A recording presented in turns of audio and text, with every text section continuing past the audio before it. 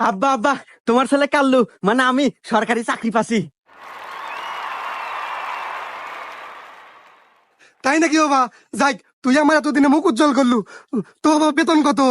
আব্বা, বেতন মেলা 15,300 টাকা।